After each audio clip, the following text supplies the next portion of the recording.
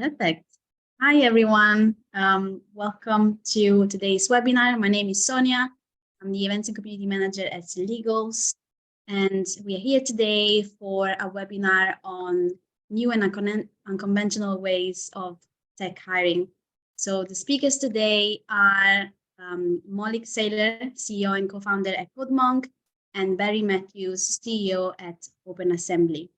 So I'm going to open the floor to our speakers. Please introduce yourselves and tell us a little bit more about your companies. Sorry. Thanks, Sonia. So it's Maulik here. I'm the founder and CEO of CodeMonk. We are a platform for companies to build on-demand tech teams by first understanding the gap in their existing teams and fill those gaps through our global talent marketplace. And that's effectively what we do. Hi, everyone. Hi, I'm Barry Matthews. So I'm the chief exec of OpenAssembly. OpenAssembly was formed in 2018 with Harvard University. And we were formed based on the thesis that the old way of hiring was broken, and that we could help enterprises to access blended workforce models using digital platforms.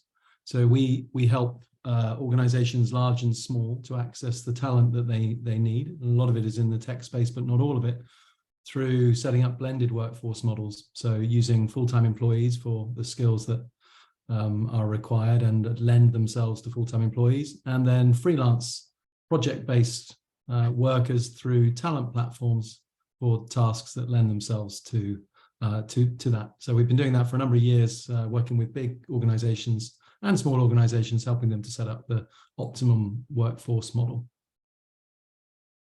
Amazing, thanks for that. So yeah, everyone, if you have any questions for our speakers, please feel free to leave your questions in the chat. But equally, at the end of our conversation, feel free to take themselves off mute and ask questions live. We'll go through the questions in the chat after our conversation. What is a typical recruitment process and what's wrong with it? Barry, if you want to get started. Sure. Well, I think we approach recruitment in the same way that we have for decades and decades, and we assume that a full-time person, a role, is always the right answer. And if we start with that mindset, we don't always get the right solution. So traditional recruitment process takes quite a long time. It can take many months from the time you realize that you need a person or something to be done, the time you've managed to find the right candidates, maybe got an agency involved or a headhunter, had the necessary interviews, raised the paperwork, et cetera, waited for notice periods. It can take up to 6 months. And it's traditionally a very analog process. And it can be quite painful. Certainly in the tech space, there's so much demand for a scarce set of skills. You can be 3 or 4 months through a process and then end up losing your favorite candidates. So it can be a very inefficient process as well.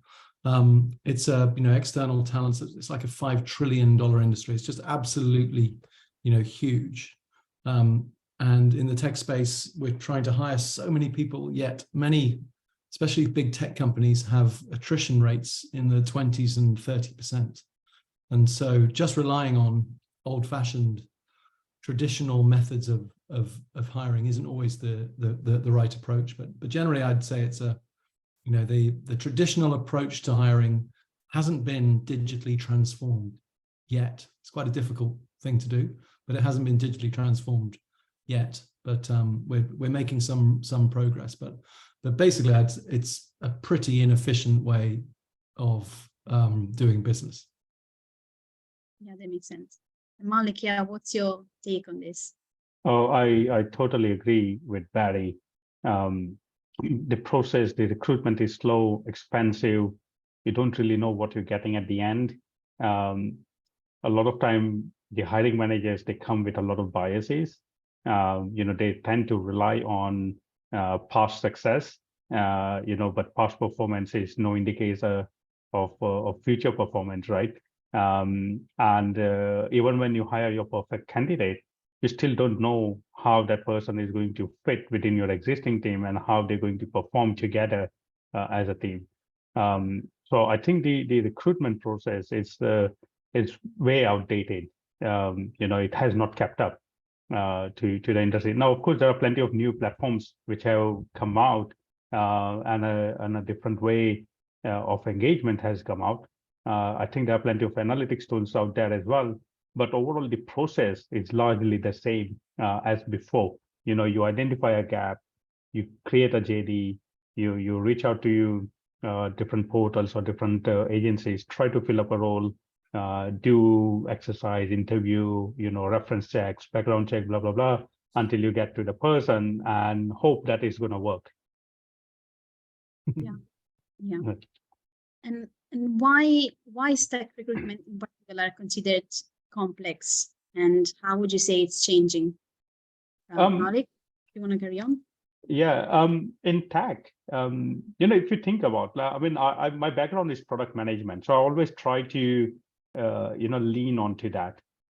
So if you think product management as a concept, then the whole idea is that you understand the demand first. You really understand the problem first before you come out with a solution, right? And I think in tech, if you understand the companies now, so I would say in 90s, they were very much tech driven, not market driven.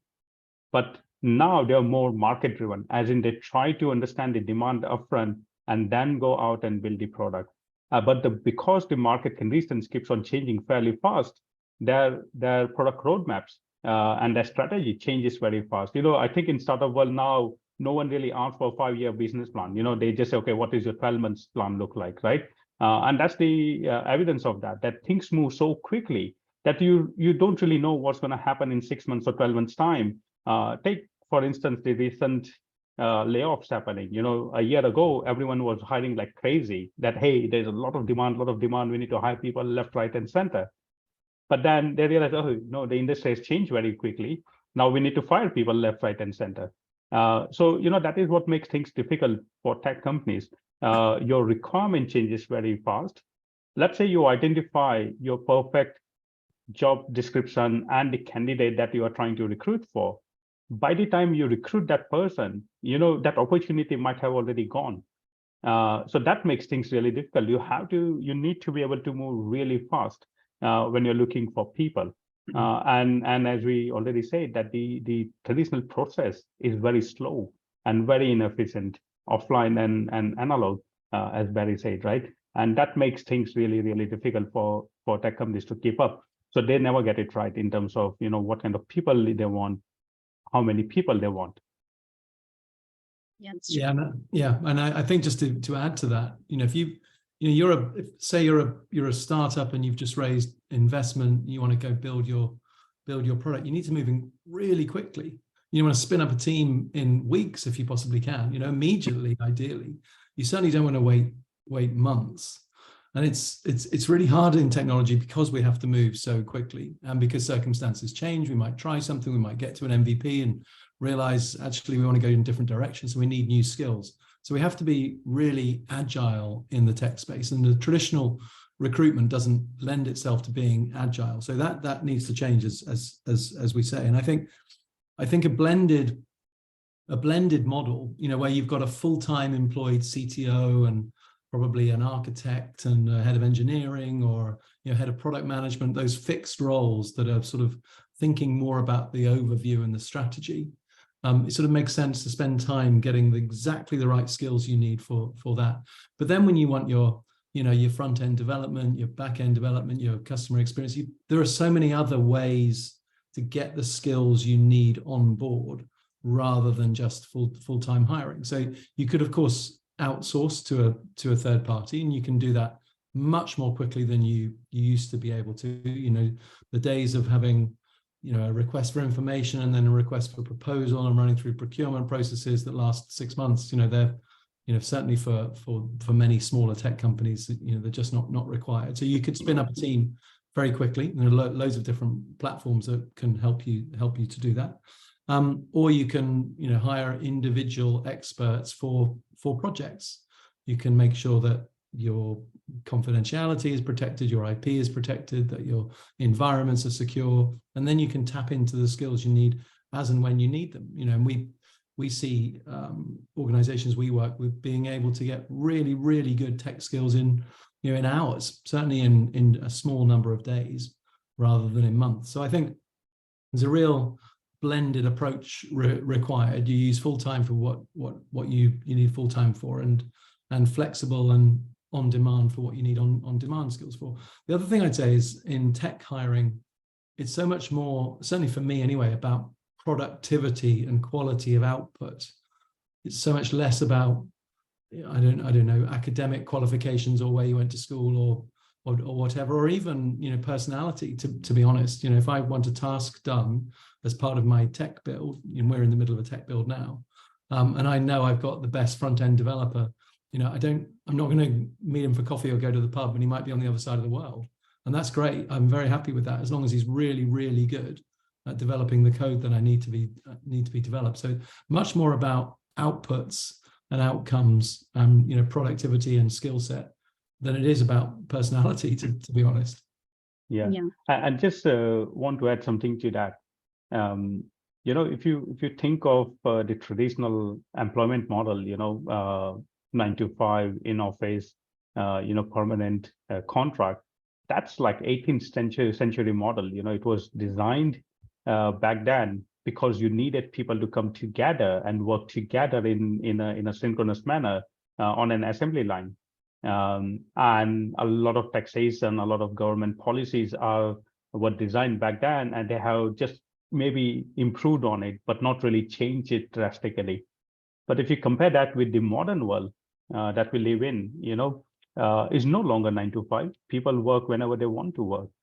Is no longer in the office or in one particular location. In tech, people can work from wherever they want to work with. People like different projects. They like to work in different frameworks. They like to build up new knowledge and so on. So is permanent employment the right answer? But unfortunately, the policies have not kept up with it, right? In the UK, you have this massive IR35 legislation, which kind of really stops companies from having on-demand workforce effectively. In the US, I think you have something similar as well in the US. So you think the policies have not kept up. And to be fair to the government, they try to balance all industries. But I think in tech particular, it needs change. It needs to be something different. Yeah, I mean, just to build on that, you were absolutely right that nothing much has changed since the Industrial Revolution. The way we think about mum or dad has gone to the office, has gone to the work. Work is not somewhere you go anymore, right? It's something that you do. And I think if you think, it's maybe sound like a cliche, but talent, skills are universal. They exist in Istanbul and in London and in rural India and wherever. But opportunity has always been focused on big cities. It's been focused on Silicon Valley or the City of London or Manhattan or Delhi or wherever. And that's changed now, right? Digital really has changed everything. If you've got a skill, you've got a laptop and access to the internet, then you can work from anywhere and you can be productive.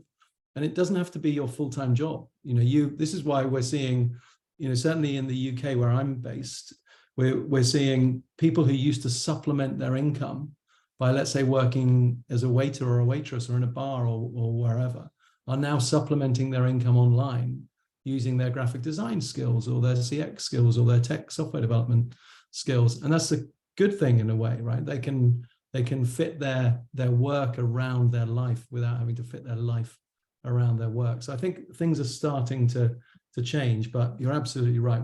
We've inherited a way of working based on factories and factory owners and Industrial Revolution times, and we're in the age of generative AI, and everything needs to change. Definitely.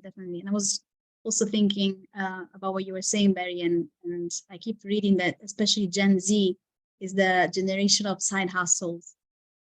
Everyone is supplementing the main income with online. Absolutely. So yeah, it's great to be part of this, hopefully, this change. But yeah, staying with you, Barry, what do you guys think is, so what are some of the alternatives that you guys propose or know about that works in tech? Yeah, I mean, so in terms of, alternative ways of hiring, there's lots of things that I've seen. You see teams coming together at times. You can hire teams from, like a CTO might take a team that he or she has worked with before, so a small set of colleagues moving from one company to another. You of course see, a proliferation now of, increased use of project-based and freelance skills. And of course, if you, as in, let's say you're a CTO and you move from one company to set up another or another, the freelancers that you've worked with can come with you virtually, because they might be sitting on on any of the 650 platforms that there are out there. They don't physically come with you, but they can still work with you on projects. You might take a supplier who's provided you with services from one company to another. And then of course there are, really progressive and innovative ways of tech hiring, and whether that's a hackathon or a competition way of doing things, which I'm sure we'll come on to, because it's a really current and sort of zeitgeisty way of hiring. But so I think thinking out of the box is the right thing to do. Using platforms whether it's full-time or part-time or freelance. Thinking in a fractional way, actually. So certainly in our company, half of our staff are fractional. They don't work full-time. They might work 3 days a week. When I need them a lot, they'll work 5 days a week, if not 7 days a week, and then I can ramp them down to 2 days a week. So working flexibly, keeping people who might otherwise have retired on a really flexible way, tapping into workforces that you might not normally tap into. We work with a platform that specializes in people with autism who are on the neurodiverse spectrum. They've got brilliant brains, incredibly productive, but they only want to work remotely on projects. Well, great. So tapping into different workforce models rather than just your standard way of thinking about recruitment. Yeah. Anything else to add, Maulik? Yeah, I think Barry mentioned about the CTOs taking the teams where they go. We ran a survey with our tech community, and we found 80% of the people want to take their team together when they change their job. And that was across the board, not only the CTO, but also like, middle levels and junior folks, because within tech, developers or really good techie talent, they're not very extrovert, they're introverts, and they only get comfortable with a small subset of people in general. So when they change the job and they join a new team, and they don't really get along well with other team members, they get really frustrated. So they prefer taking people from their previous role together. Now, if you think about that, then hey, the company needs to change the recruitment from individual job posts and individual roles in silo to like a team-based recruitment, that hey, we are looking to build this team in one go. Is there a similar team or a matching team that is looking to change right now and can come together? Maybe the timing doesn't need to be aligned on the same day or the same hour. It can be a few days or few weeks here and there. But if we can bring that whole setup together, I think that's a massive win, because people will be more happy because they are working well together. For companies, it will be great because it's a lower cost of recruitment, and they get to delivering the outcomes fairly quickly. You don't really need to go through the whole forming, storming, norming stage of team building, and you can just go straight to performing stage of team building. Yeah. And actually, Maulik, in your personal experience, what is the most unconventional hiring methods that you've been through? Oh, plenty.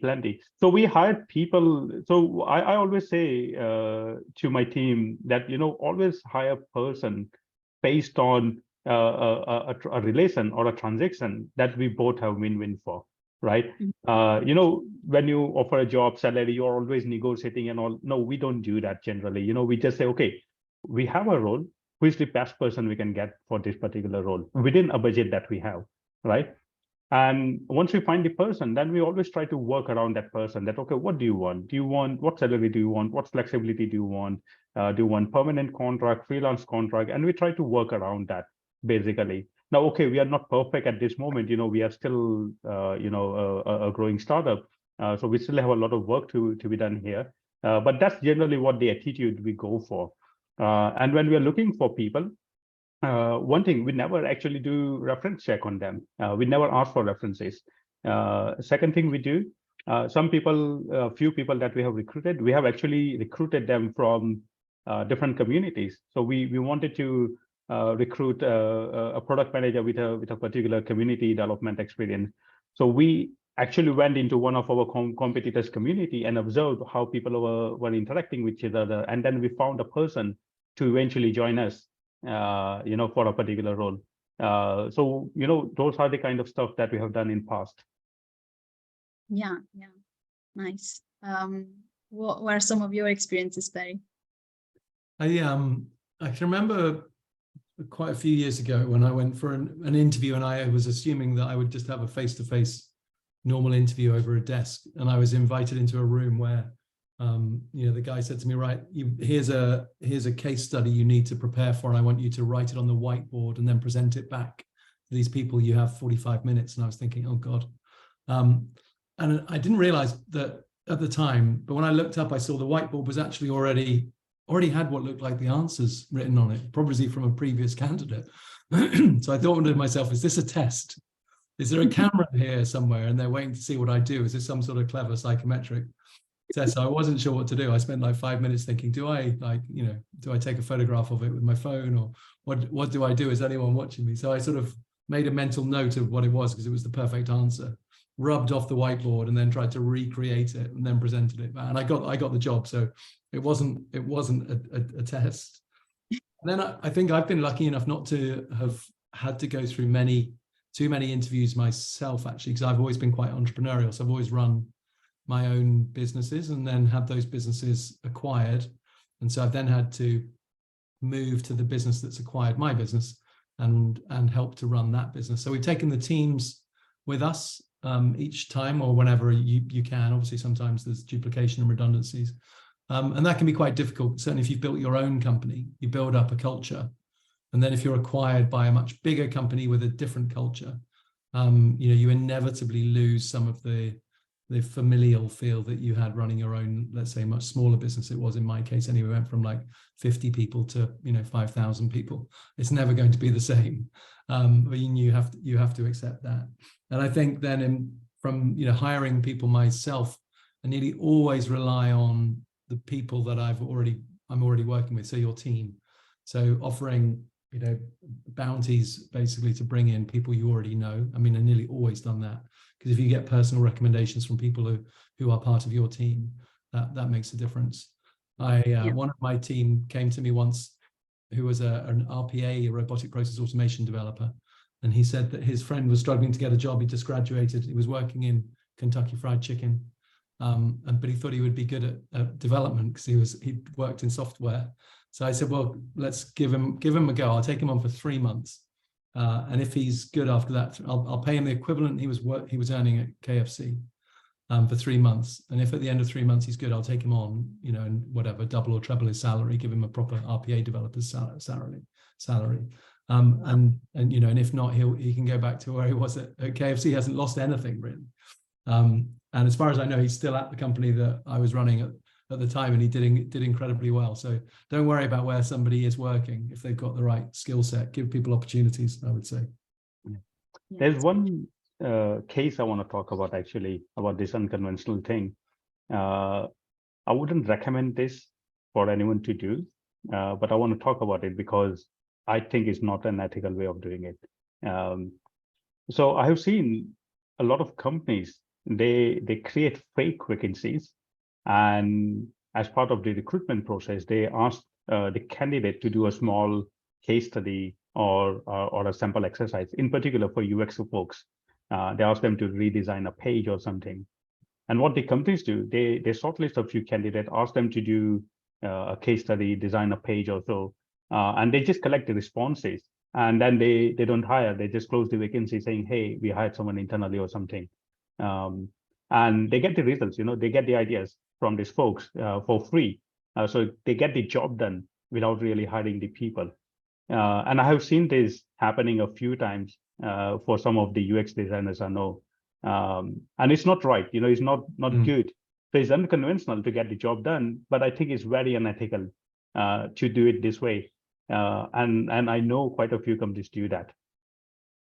Yeah, that's terrible, isn't it? Really? Yeah. It's really bad. And obviously, it's, whether it's illegal, it's certainly unethical. It certainly shouldn't be allowed. But I bet you're right. I bet it's much more common than we think. Yes. Yeah. And I would say candidate as well must be very difficult to understand, whether the exercise is actually for the purpose of hiring or it's almost impossible to. Yeah, exactly. The other thing I think we're going to have to become wiser to is the use of AI, generative AI, pretending to be a candidate looking for a job. I think that's going to happen quite a lot, probably. Certainly with digital remote platforms, we're going to see much more of that. We already see fraudulent profiles.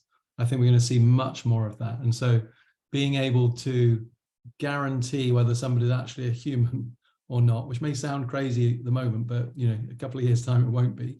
Even on video interviews, being able to guarantee whether someone is actually a human or AI is going to become big business. And whether that's going to be a digital passport, all of your qualifications and credentials and certifications on the blockchain, we're going to have to be so much better at guaranteeing you are a candidate looking for a job and not just an AI agent sniffing for information. Yeah. And Barry, what are your thoughts on using hackathons and coding challenges to screen potential candidates? What do you think are some of the benefits of using this? And I think it's such a great approach, certainly for tech, because you can immediately see, that how capable somebody is. You get to see, the output over a couple of days or a day, or depending on how long the event lasts for. But you get to see, from a tech perspective, you get to see how good somebody is. So I think it's really good to be able to watch somebody work or see somebody work or see the outcome that they're able to produce. So rather than just things they've done in the past, it's things they are doing then. You get to see real innovation, people thinking differently, in real time, on the fly, which I think is really good. It's really hands-on. It's very sort of, it's practical, roll your sleeves up, you get to see people work. So I think it's such a great and innovative, I know it's not new, but it's a great way, I think, of really being able to see what somebody is like and how good they are before you make a hire decision. So I'm all for them. I think they're a really good, innovative solution for tech hiring. Yeah. Totally agree. I mean, hackathons, not a lot of companies organize this. They do like an open day and stuff, but I don't think a lot of companies do that, particularly in the UK. But I think like in the US, in India, a lot of companies do this. They have mass hiring events. They throw technical challenges to the community and get them to solve it, and they offer exciting rewards and prizes for them. And it is a very low cost way of recruiting as well, I would say. Plus, some of the output produced could be quite usable. Now, of course, you don't want to be a company which is just taking the output on for free. You don't want to be that. But if you give a good enough reward for the participants, then I think it's nothing wrong in that. We've been seeing crowdsourcing challenges, not necessarily just for recruitment, but for actually project delivery for many years. You've used crowdsourcing for idea generation, but you can also use crowdsourcing platforms to deliver work. You've probably heard of Topcoder. Has been around for 21 years now, acquired by Wipro back in 2016. But they got 1.6 million developers on the platform, and they specialize in competitions. So their clients will, put a challenge out onto the platform, and developers will decide whether they want to play or not. And it might be to design an app, it might be to develop some APIs, it could be anything. And you're sort of guaranteed to get very good quality people. In fact, they have a Top Coder Open every year, like an open competition where you see that they do a sort of to find the best developers, and they're all coding in front of you, which is incredible.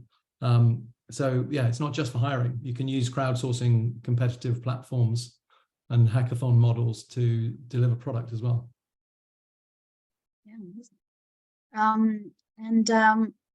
How can companies use bounties and competitions to attract top talent and promote their brand?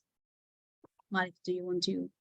Yeah, I would say it would depend on the company itself. Now, I know a few developer tools companies, right, who create SDKs and APIs and all, and they want tech community to adopt all those tools. So they design. So for them it would be wise to design a use case for those SDKs and APIs, and then get people to compete around that, so that the participant can see the SDK or API in action, and if it works well, then they would become an instant promoter or ambassador of that. And that would be a great way to not only get the users, but also build the brand and create some kind of influencer marketing campaign going on for a very low cost, in my opinion, right? But for other companies, let's say, you are a B2C or a B2B SaaS company or something, then generally you're trying to overcome a problem, a technically complex problem that you're not able to solve internally, and you want a wider community to be able to solve that. And it's an ad hoc, problem that you're trying to come up with. Is not your long-term problem. If it's a long-term problem, then you may actually want to recruit people internally to continuously work on it. But if it's a one-off problem that you need to overcome, then it's a great way to get it done through, by hosting a competition or offering a bounty to different tech communities out there. And again, I think like in UK in particular, I think companies are less doing this kind of stuff lesser compared to some of the emerging markets, and also in the US. This having hackathons, competition, bounties is fairly common. I think even Apple used to run like a bug bounty that, hey, find bugs in our product and we'll give you some rewards. And that's a completely a very low cost way of them having a global army of testers working for them. No, I think, I don't know why in the UK where maybe we're sort of risk averse, and it's sort of culturally, generally as a population, and it's because it's seen as being riskier than the traditional method, just hiring people, getting a diverse crowd to compete to create a product for you or to come up with an idea for you, which is a shame, because it can be, if you compared the metrics to how long it took and how much it cost to get an individual or a team in place to do something versus running a hackathon or running a crowd competition, you'd be amazed at how much more effective it can be and how much better the results can be. I mean, typically we see with our research at Harvard, it'd be 30% cheaper and 40% more productive, using crowdsource models. So it can save an awful lot of time and money. And the great thing about thinking of a crowd-based model is you get such diversity of thought. It's almost naive and arrogant for an organization to think that all of the best ideas are employed by them and in their virtual four walls. I think it was Bill Joy from Sun Microsystems famously said, all of the best people work for somebody else. Because even if you're Apple or Amazon or whatever, you're not going to have the best people working for you necessarily. They might be working at Google or at Microsoft or whatever, So being able to open your mind and then, open your doors to diverse thinking through a crowd challenge, a bounty, a competition, a hackathon. It's such a simple and sensible thing to do. So I think it's, if companies haven't experimented with it yet, they should. Yeah.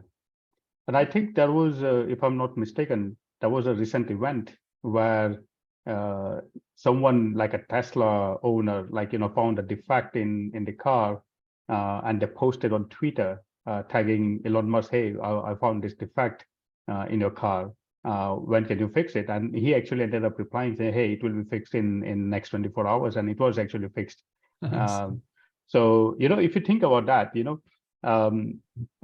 of course Tesla is not low quality product. It's a high value, high quality product, and they must have an army of testers, internal testers, testing the product before it's put out in the market.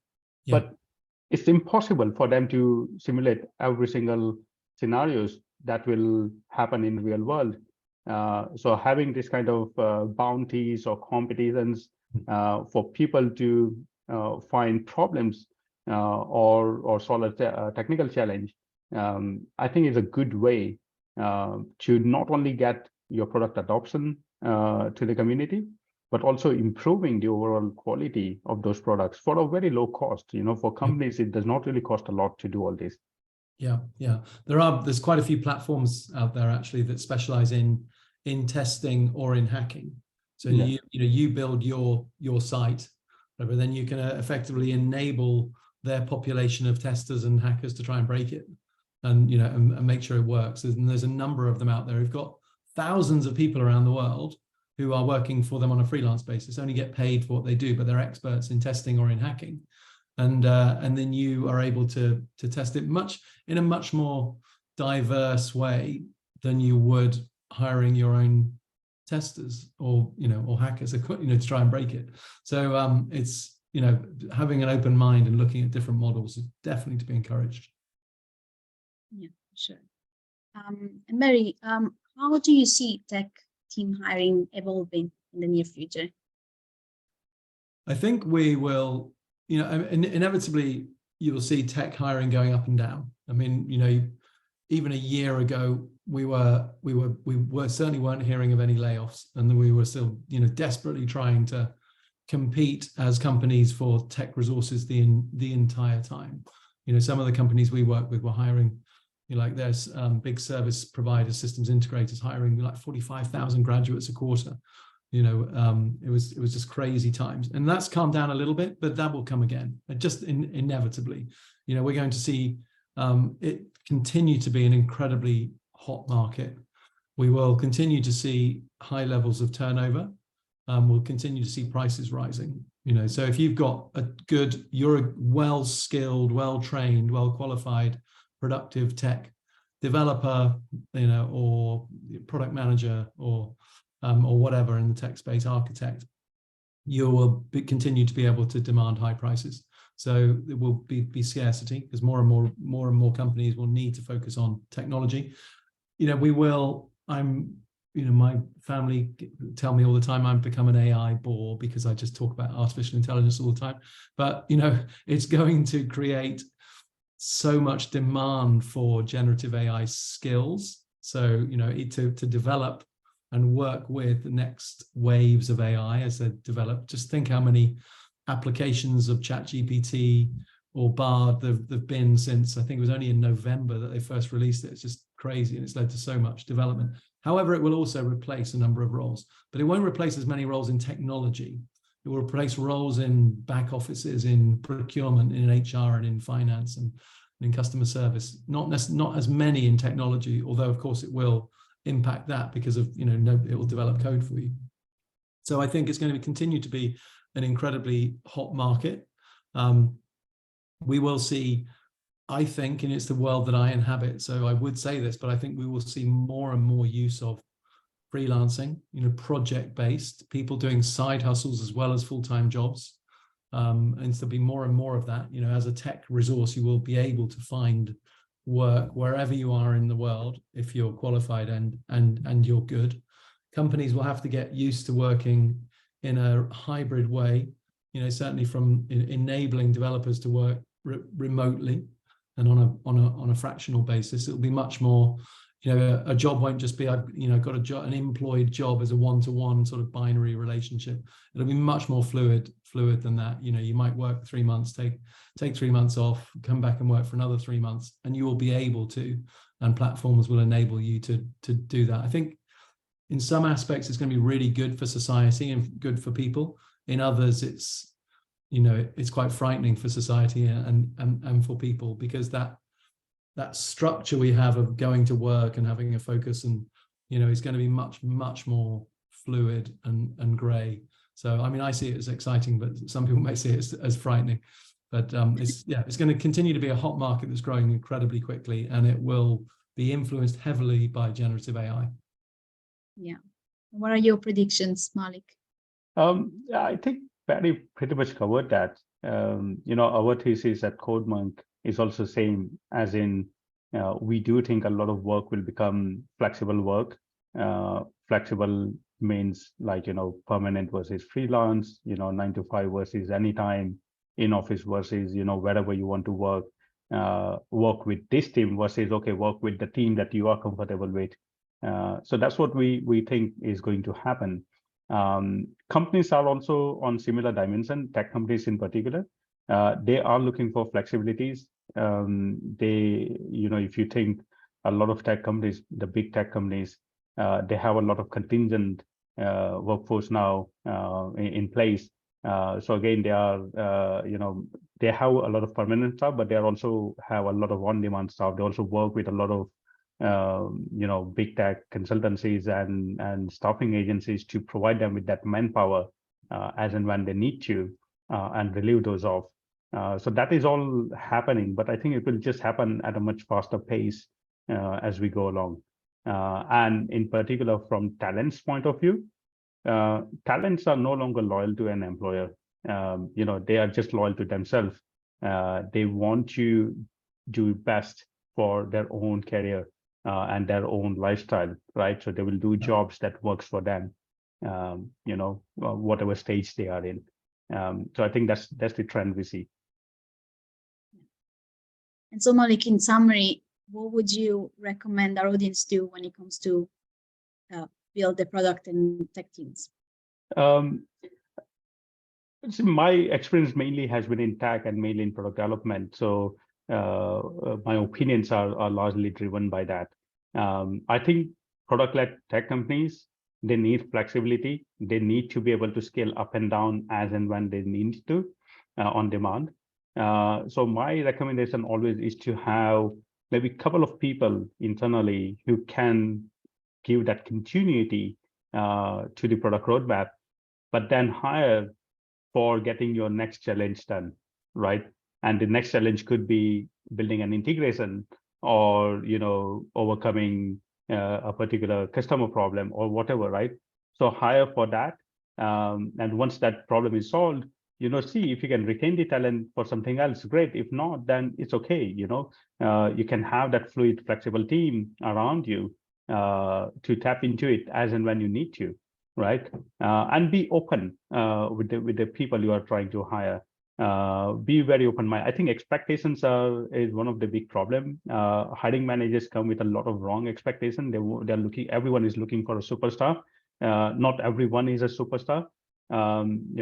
And of course, a superstar will cost a lot. So be real on what you're looking for. Try to make things work for your advantage, making sure that the other person is also getting a fair deal out of it, and create a win-win situation, right? I think in our team at CodeMonk, we never time check on anyone. Everyone is working flexibly. There are different parts of the world. We don't chase people for, hey, have you done your task today or not? We just look for the outcomes. Hey, this is what we are trying to achieve. You decide how you want to achieve that, and just make sure that we have some KPIs or something to track for us to ensure that you are on track, right? And you can make yourself accountable to those. That's the way we are working. 90% of my team has never met in person, or I have not met my HR manager in person. He has been working with me for about 3 years now, right? Yeah. So we are completely fluid. flexible organization, borderless in true sense, with no offices wherever. Yeah. Yeah, and I think I would absolutely say the same thing. Get comfortable with, remote, virtual, and flexible, because that's inevitably, going to be the predominant or the standard model. In technology, as we said at the very beginning, hiring a full-time team can be an incredibly inefficient way of flexing to what will inevitably be changing requirements. Imagine having to hire, which takes months and months and is so expensive, and then having to lay people off, which is painful and expensive. Then having to hire again, and then having to lay people off. This boom and bust, which we will continue to see over years. It's crazy just doing that on a full-time basis. I would never, ever do that. I would always have some full-time staff and some way of being able to have a flexible pool.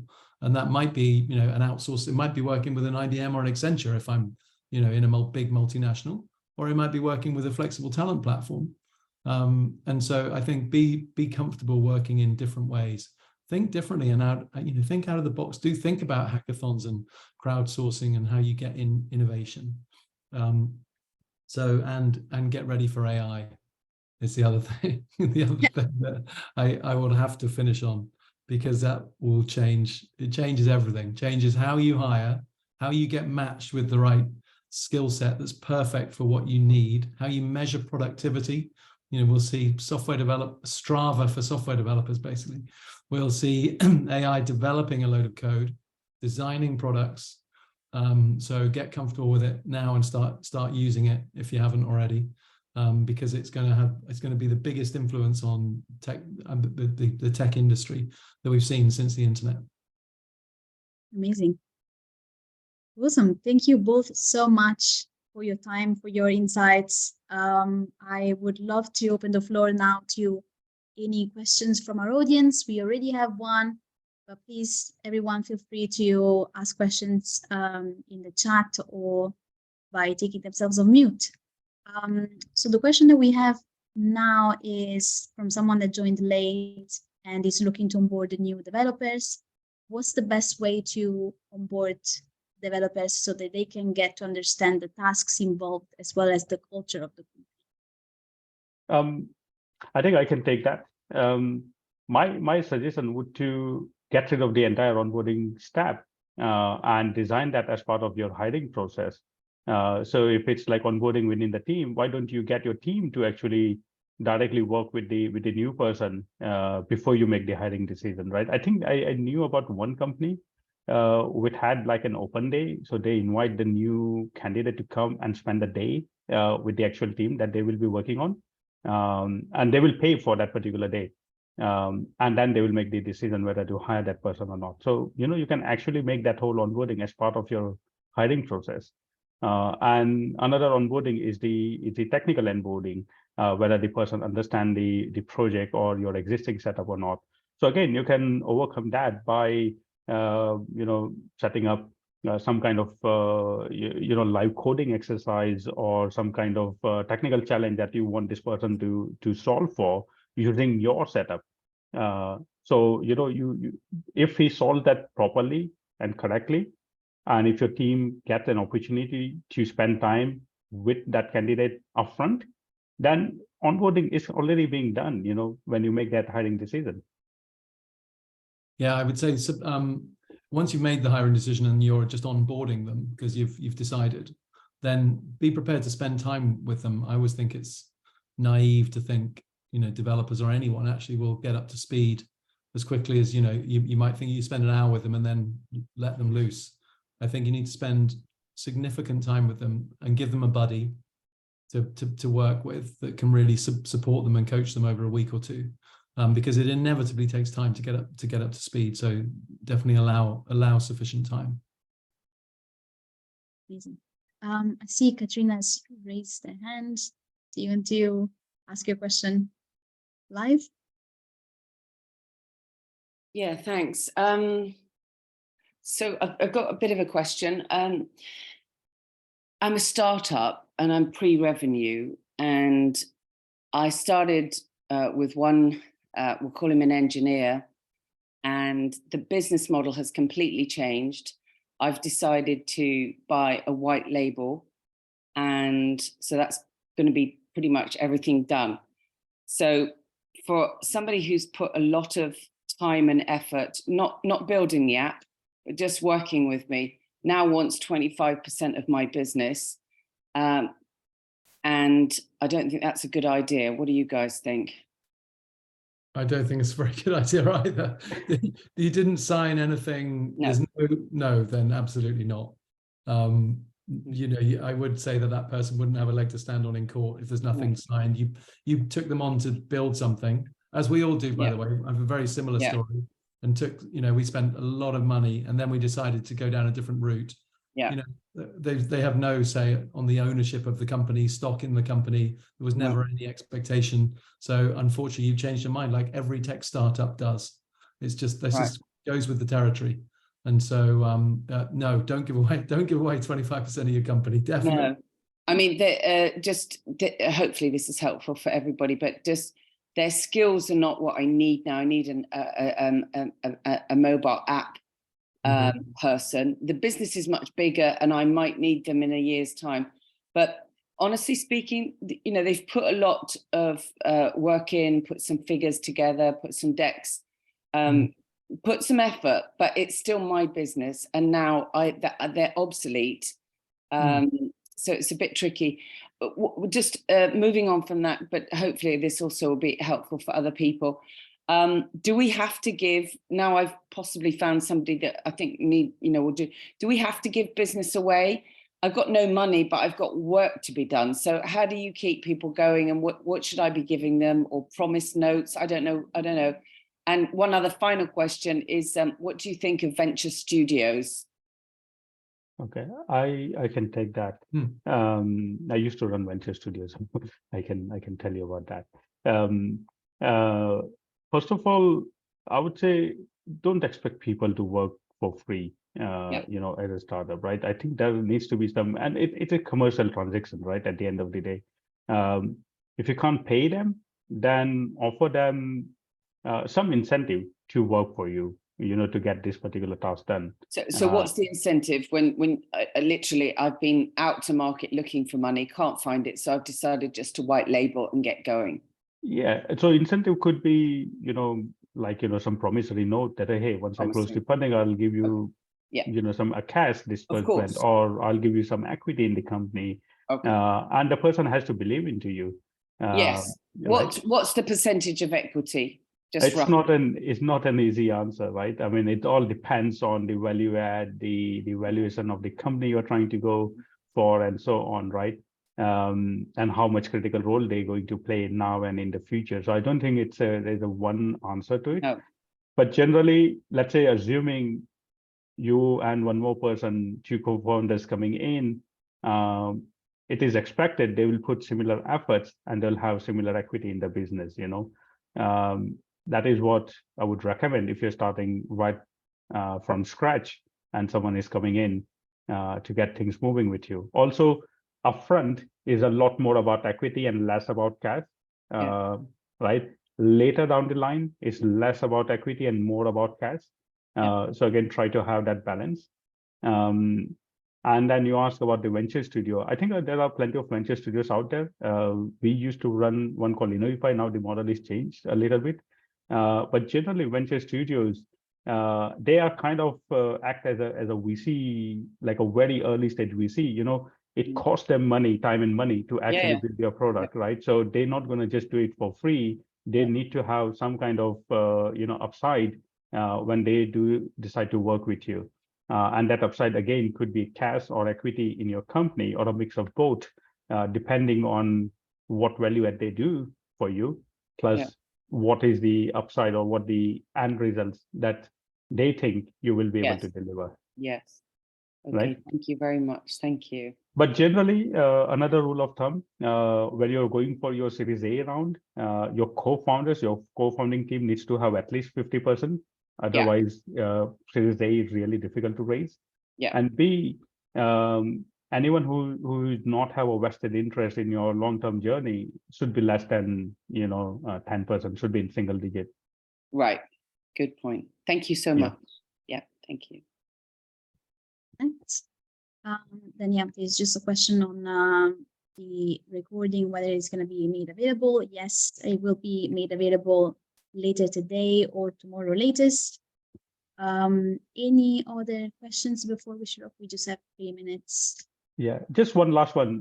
So at CodeMonk, we are trialing this whole open competitions and bounties for companies to execute through our platform. We have got about 55,000 developers or tech talent globally on our platform, and we are looking ways to keep them engaged. Not everyone is looking for a job. The talents are also looking to engage with each other. So as a way to incentivize them, we are working with a few companies to set up open challenges. So if anyone is looking to organize that, then feel free to reach out to us, and we'll be more than happy to organize one for them. Amazing. Thank you. There isn't any other questions, then I'm just going to close by thanking everyone for joining. Thank you so much, Barry and Maulik, for your time. The recording will be made available later today or tomorrow. Super interesting conversation. Thank you so much again, and speak soon.